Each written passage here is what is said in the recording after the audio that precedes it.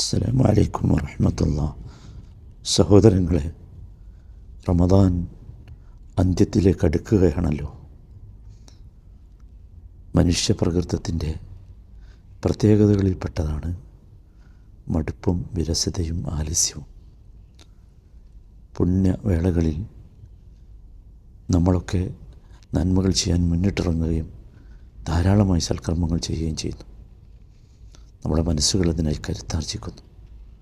എന്നാൽ ദിവസങ്ങളും രാത്രികളും കഴിഞ്ഞു പോകുന്നതിനനുസരിച്ച് മനസ്സുകൾ ദുർബലമാകുന്നു, ശരീരങ്ങൾക്ക് ആലസ്യം ബാധിക്കുന്നു.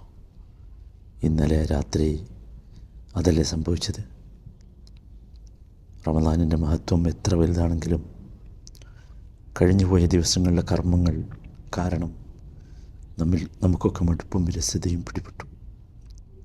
ഇതിനെ നമ്മൾ നേരിടണം. അതിന് ചില കാര്യങ്ങൾ ശ്രദ്ധിക്കുക. ഒന്നാമതായി, റമദാനിനെ അവശേഷിക്കുന്നത് എണ്ണപ്പെട്ട മണിക്കൂറുകൾ മാത്രമാണ്. അത് നമ്മൾ തിരിച്ചറിയണം.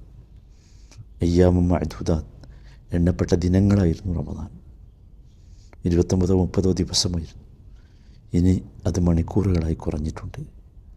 കടന്നുപോയ എണ്ണപ്പെട്ട ദിനങ്ങളിൽ നിന്ന് ഇനി അവശേഷിക്കുന്നത് വളരെ കുറഞ്ഞ മണിക്കൂറുകളാണെന്ന തിരിച്ചറിവ് കർമ്മങ്ങളിൽ തുടർന്നും ഏർപ്പെടാൻ നമുക്ക് കരുത്ത് പകരും. രണ്ടാമതായി, റമദാനിൽ നമുക്ക് വാഗ്ദാനം ചെയ്യപ്പെട്ടിട്ടുള്ള പ്രതിഫലങ്ങളുണ്ടല്ലോ. മൻ സാമ റമദാന ഈമാനൻ വഹ്തിസാബൻ ഗുഫിറ ലഹു മാ തഖദ്ദമ മിൻ ദംബിഹി തുടങ്ങിയ വിശ്വാസത്തോടു കൂടിയും പ്രതിഫലം ആഗ്രഹിച്ചുകൊണ്ടും റമദാനിൽ വ്രതമനുഷ്ഠിച്ചാൽ അവൻ്റെ കഴിഞ്ഞുപോയ പാപങ്ങളൊക്കെ പൊറുക്കപ്പെടും. അതുപോലെ മൻ ഖാമ റമദാൻ, അതുപോലെ മൻ ഖാമ ലൈലത്തുൽ ഖദ്ർ, ഇതൊക്കെ നമ്മൾ കേട്ട് കഴിഞ്ഞതാണ്. ഇതൊക്കെ സത്യത്തിൽ കിട്ടണമെങ്കിൽ എന്താകണം? അവസാനിക്കണ്ടേ? അവസാനം വരെ ചെയ്യണ്ടേ സഹോദരങ്ങളെ? അല്ലേ? നമ്മൾ ഓർക്കണം, പൂർത്തിയായാൽ മാത്രമേ റമദാനിലെ വ്രതം പൂർത്തിയാകണം, അപ്പോഴേ ഈ പ്രതിഫലം കിട്ടൂ. ഖിയാമുകൾ പൂർത്തിയാകണം, അപ്പോഴേ ഇത് പ്രതിഫലം കിട്ടൂ. അതുകൊണ്ട് നമ്മൾ ശ്രദ്ധിക്കേണ്ടത്, ഈ കർമ്മങ്ങൾ പൂർത്തീകരിക്കാൻ നമ്മൾ നമ്മുടെ ശരീരത്തെ നിർബന്ധിക്കണം, കഠിനാധ്വാനം ചെയ്യണം, മനസ്സിനെ പിടിച്ച് മാറ്റിവെക്കണം. അങ്ങനെ ചെയ്തെങ്കിലേ അള്ളാഹുവിൻ്റെ പാപമോചനം നമുക്ക് പൂർണ്ണമായി കിട്ടുകയുള്ളൂ.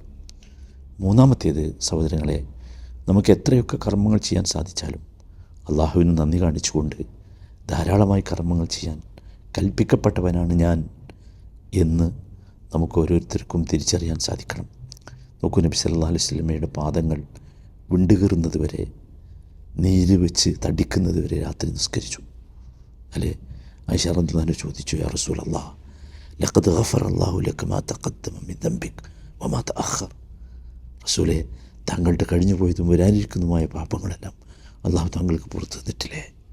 അപ്പോൾ എന്താണ് റസൂൽ മറുപടി പറഞ്ഞത്? യാ ആയിഷ, അഫലാ അകൂനു അബ്ദൻ ശക്കൂറ.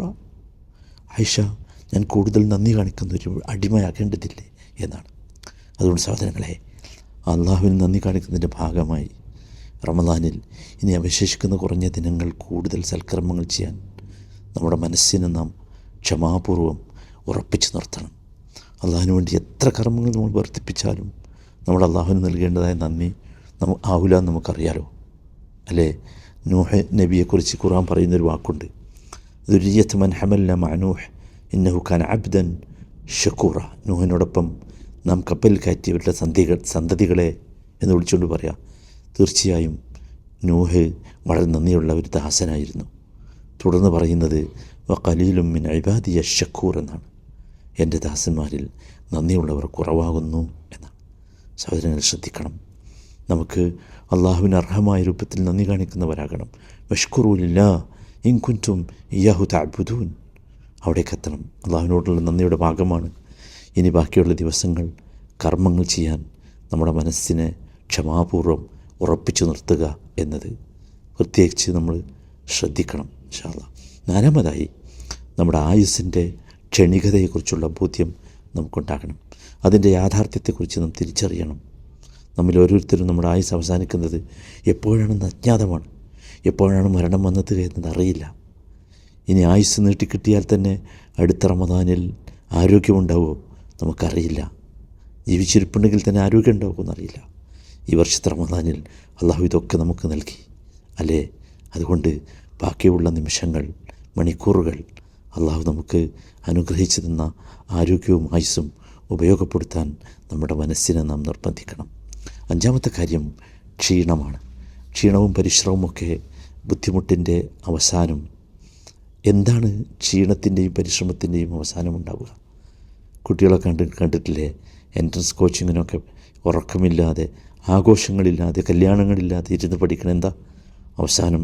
മെഡിസിൻ കിട്ടും, എഞ്ചിനീയറിംഗ് കിട്ടും, IIT കിട്ടും. ഇതൊക്കെയാണ് നമ്മളെ സംബന്ധിച്ചിടത്തോളം നമുക്ക് കിട്ടാനുള്ള വലിയ IIT ഉണ്ട് സഹോദരങ്ങളെ. നമ്മളെ കാത്തു നിൽക്കുന്ന റയ്യാൻ എന്ന വാതിലുണ്ട് സഹോദരങ്ങളെ. റയ്യാൻ എന്ന വാതിലൂടെ നമുക്ക് പ്രവേശിക്കണമെങ്കിൽ നമ്മൾ ഇവിടെ കുറച്ച് ക്ഷീണിക്കേണ്ടി വരും. എന്തായാലും നമ്മൾ ഓർക്കണം, പരലോകത്ത് മറ്റുള്ളവരെ അനുഭവിക്കാൻ പോകുന്ന പ്രയാസങ്ങൾ നമുക്കുണ്ടാവില്ല എന്നല്ലേ നമ്മുടെ പ്രതീക്ഷ? അങ്ങനെയല്ലേ? പരലോകത്ത് നമുക്ക് വിശ്രമവും സമാധാനവും കിട്ടണം. സൂര്യൻ സൃഷ്ടികളിലേക്ക് അടുത്ത് വരികയും ഒരു നാഴിക ദൂരത്താവുകയും ചെയ്യും. അപ്പോൾ വിയർപ്പ് മൂടും, ചൂട് കഠിനമാകും. ഓരോരുത്തരുടെയും കർമ്മങ്ങൾക്കനുസരിച്ച് വിയർപ്പ് അവരെ വിഴുങ്ങും. വ്യത്യസ്ത അളവുകളായിരിക്കും വിയർപ്പ് അവരെ മൂടുന്നത്. അതിൽ നിന്ന് രക്ഷപ്പെടാൻ ഒരാൾക്കും സാധിക്കില്ല. മറിച്ച് വിയർപ്പ് അവന് മുകളിലേക്ക് ഉയരുകയും അവനെ കീഴ്പ്പെടുത്തുകയും ചെയ്യും. മഞ്ഞ് വീണ് ഒരു വസ്തുവിനെ മൂടുന്നത് പോലെ അതവനെ പൊതിയും. അതൊരു കഠിനമായ ദിവസമാണ്. യൗമുൻ അസീർ. ഇവിടെ നമ്മൾ ഒരൽപ്പം കഷ്ടപ്പെട്ടാൽ ആ യൗമുൽ അസീറിൽ നമുക്ക് ആശ്വാസമുണ്ടാകും എന്ന തിരിച്ചറിവ് നമ്മുടെ മനസ്സിനെ ബാക്കിയുള്ള മണിക്കൂറുകളിൽ പോലും പിടിച്ചു നിൽക്കാൻ സഹായിക്കും എന്നാണ് എൻ്റെ പ്രതീക്ഷ. അള്ളാഹു സഹായിക്കുമാറാകട്ടെ. എല്ലാവരും പരിശ്രമിക്കുക. ഇന്നലെ രാത്രി ഉറക്കമൊഴിച്ച് പള്ളികളിൽ കഴിഞ്ഞുകൂടിയവർ അറിയണം, അള്ളാഹു ഇവിടെ ഉണ്ട്, മഗ്ഫിറത്ത് ഇവിടെ ഉണ്ട്, റഹ്മത്തുണ്ട്, മലക്കുകളുണ്ട്. ഇല്ല, അവസാനത്തെ നിമിഷം വരെ അവരുണ്ടാവും. അള്ളാഹു തൗഫീഖ് നൽകട്ടെ.